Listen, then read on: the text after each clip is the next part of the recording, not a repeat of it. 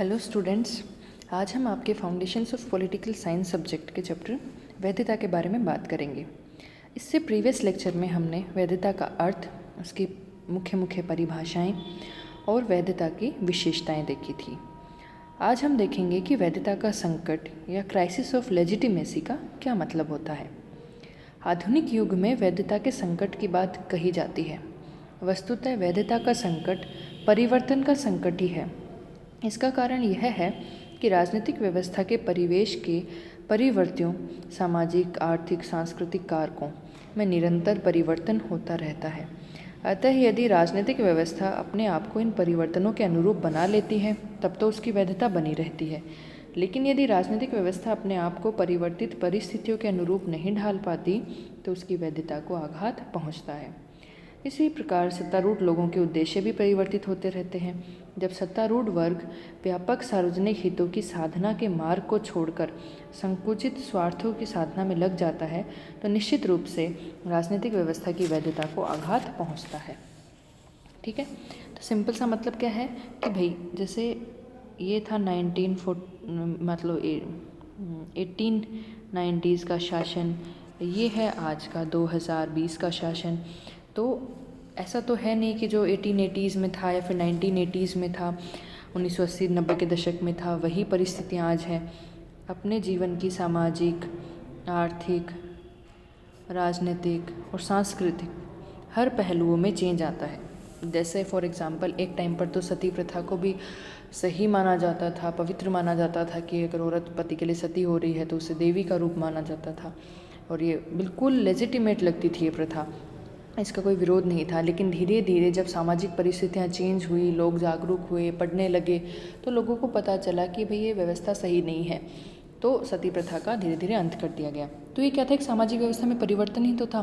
तो ऐसे ही धीरे धीरे करके, जैसे पहले आप देखेंगे औरतों की वेशभूषा कुछ अलग हुआ करती थी, आज कुछ अलग है, क्योंकि धीरे धीरे सामाजिक परिवर्तन हो रहा है।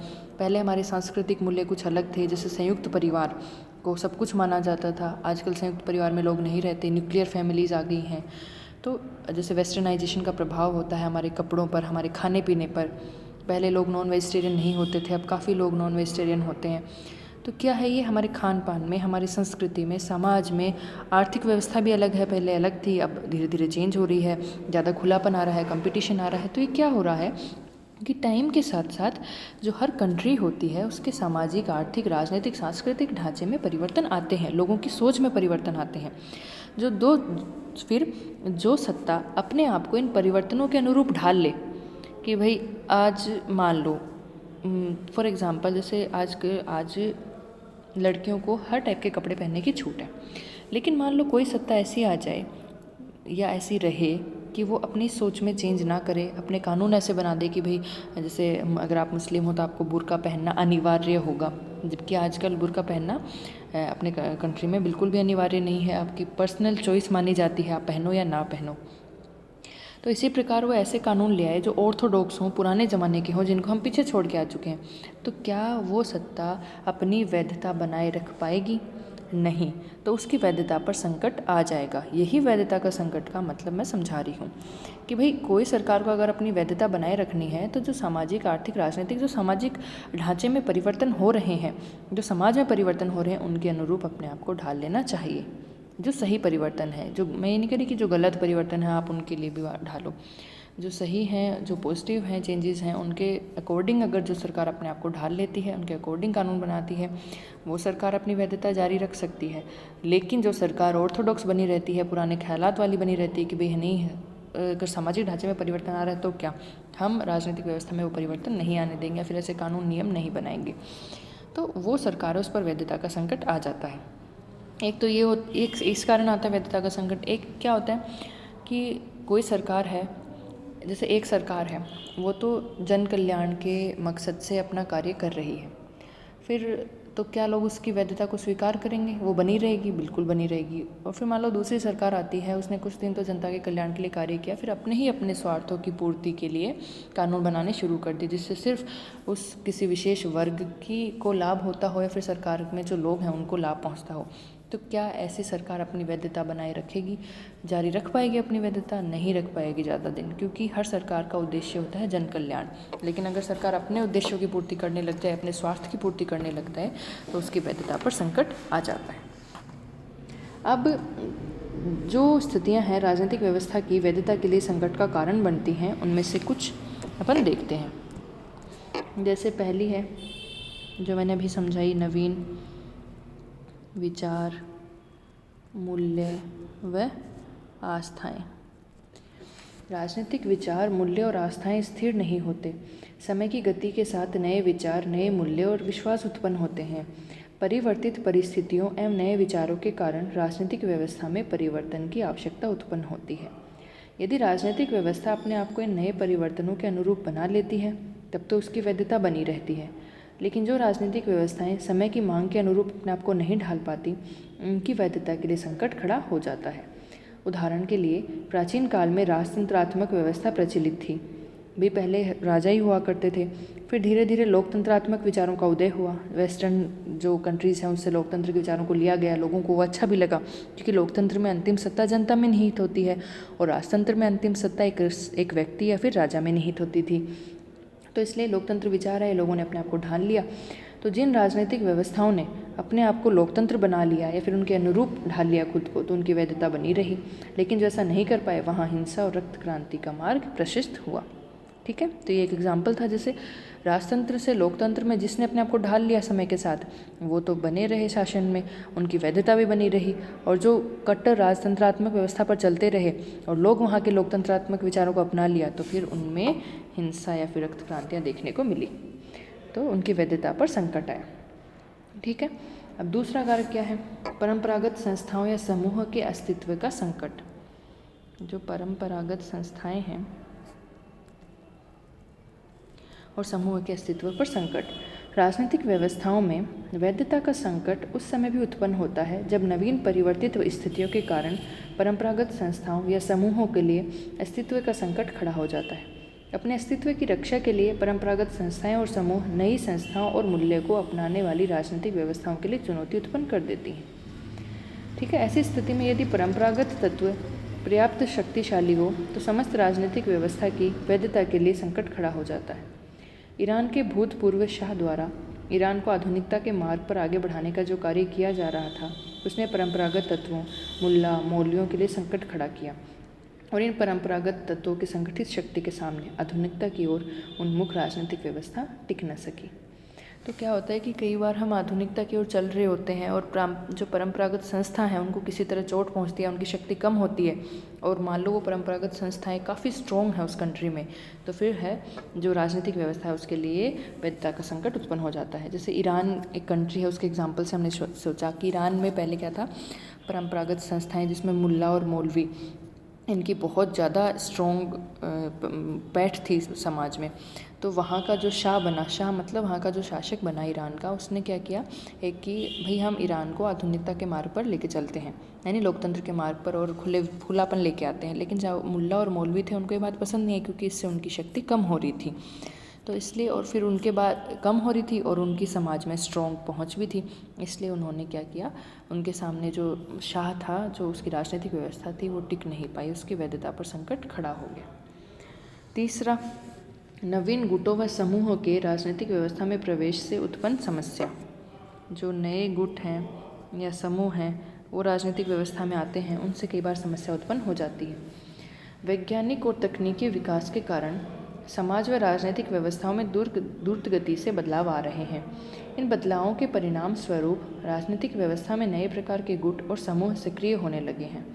इन समूहों की इच्छा और आकांक्षा राजनीतिक व्यवस्था में सक्रिय रूप से भाग लेने की रहती है। यदि वे ऐसा करते हैं तो राजनीतिक व्यवस्था से जुड़ा हुआ पुराना वर्ग कोई बाधा खड़ी नहीं करता, तब तो नए वर्गों और समूहों के प्रवेश से राजनीतिक व्यवस्था की वैधता में वृद्धि होती है, अन्यथा इसकी वैधता को आघात पहुंचता है।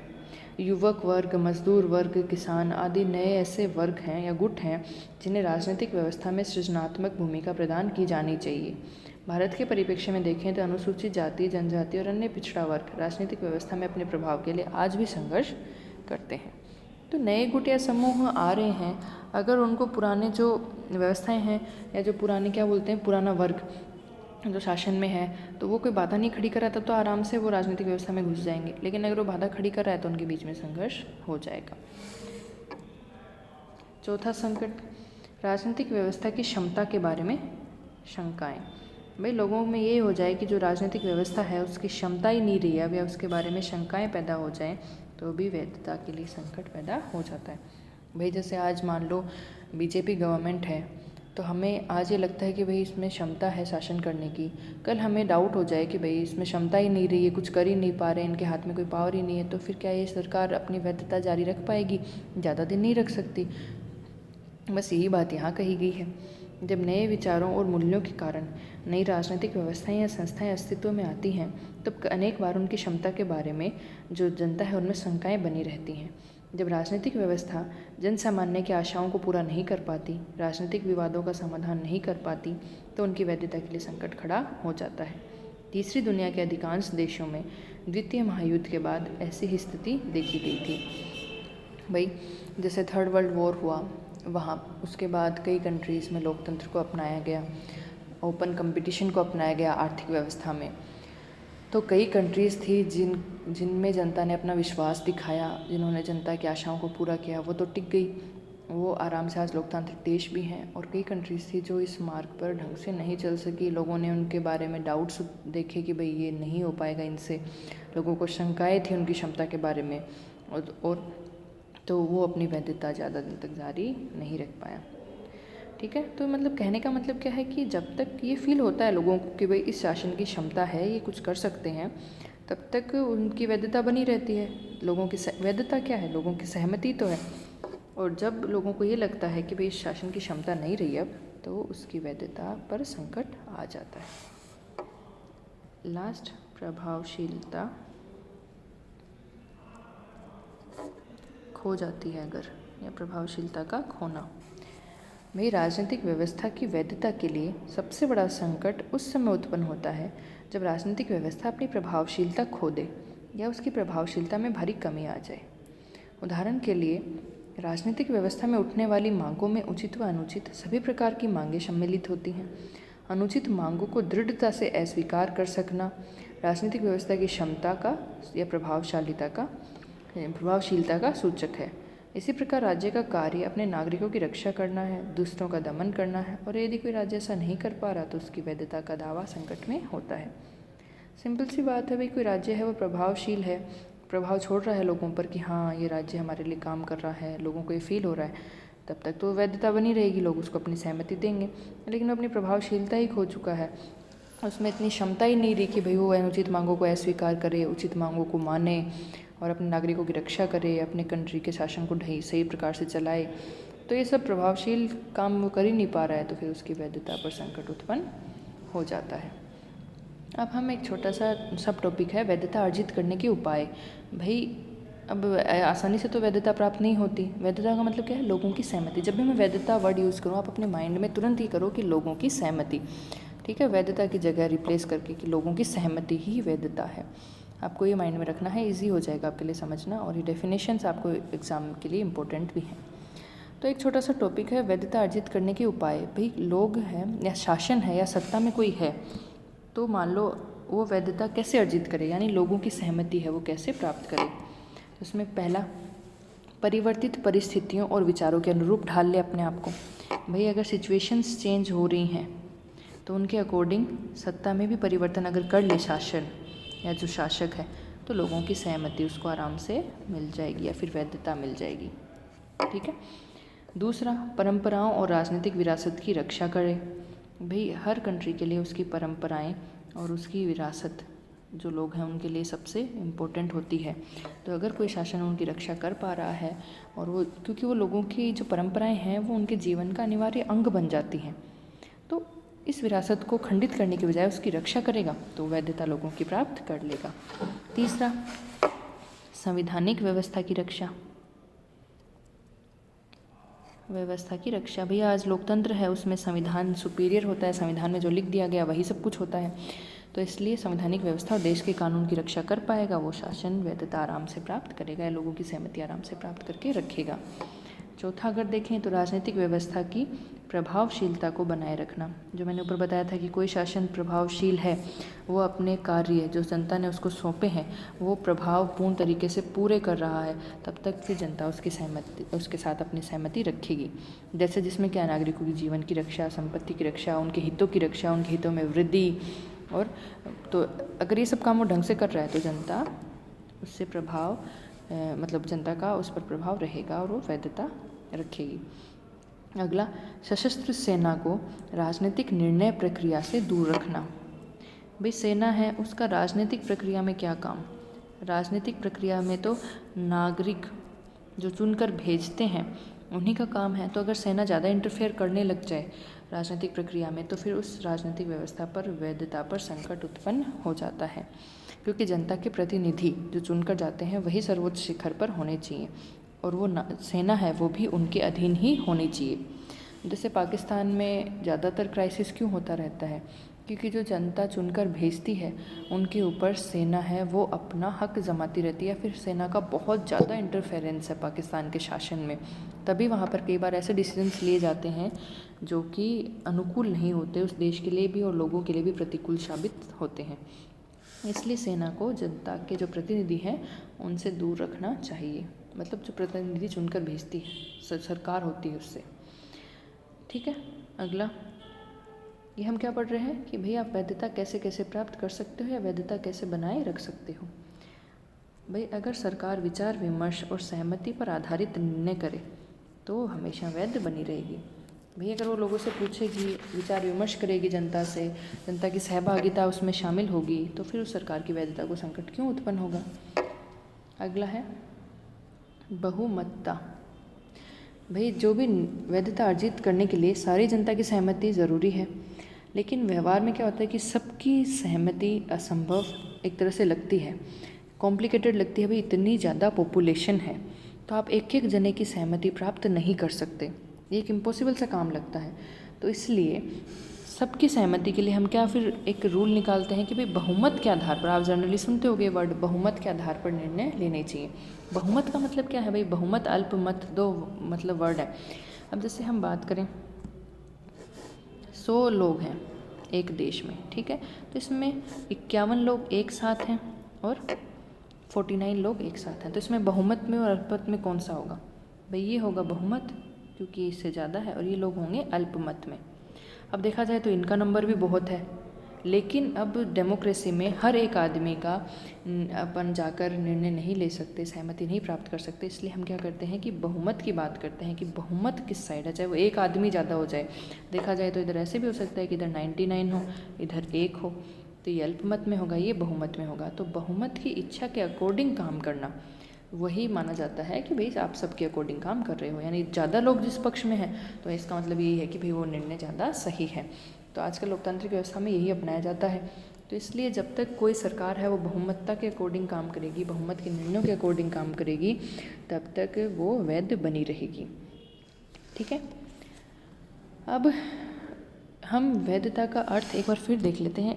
ये आपका वैधता चैप्टर यहीं कंप्लीट होता है, जिसमें हमने देख लिया कि भाई वैधता का संकट का क्या मतलब है, वैधता की विशेषताएं क्या हैं, वैधता से क्या अभिप्राय है, वैधता को अर्जित करने के क्या क्या उपाय हैं।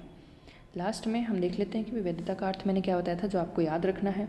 वैधता वह सहमति या स्वीकृति है जो लोगों के द्वारा राजनीतिक व्यवस्था को प्रदान की जाती है। यानी ये राजनीतिक व्यवस्था है जिसमें मैंने बताया था सब कुछ आता है। ये है पॉलिटिकल सिस्टम। पॉलिटिकल सिस्टम में सारा कुछ आता है, शासन है, लोग हैं, शासन व्यवस्थाएं हैं, सब कुछ आता है। एक कंट्री के अंदर जितनी भी पॉलिटिकल प्रक्रिया चल रही है वो उसमें पॉलिटिकल सिस्टम में आएगी। तो ये हैं लोग। ठीक है। अब लोग इस राजनीतिक व्यवस्था को अगर अपनी सहमति या स्वीकृति, और वो सहमति क्या होनी चाहिए, स्वैच्छिक होनी चाहिए। ये नहीं है कि ज़बरदस्ती दमन से, शक्ति से या प्रलोभन से आपने सहमति दिलवाई है, वो वैधता नहीं कहलाएगी, क्योंकि ऐसा शासन ज़्यादा दिन नहीं टिक सकता। लोग अपनी स्वैच्छिक सहमति या स्वीकृति देते हैं किसी राजनीतिक व्यवस्था को, तो राजनीतिक व्यवस्था वैध कहलाती है या फिर वही वैधता कहलाती है। ठीक है, ये आपको याद रखना है। अब हम देखें वैधता की धारणा का विकास कैसे कैसे हुआ था। जैसे प्लेटो की न्याय की अवधारणा जो हम 3rd ईयर में देखेंगे, अरस्तु के कानून के शासन की अवधारणा, रूसो के सामान्य इच्छा, इन सब में वैधता की धारणा विद्यमान थी। तो ये आपका वैधता चैप्टर यहीं समाप्त होता है।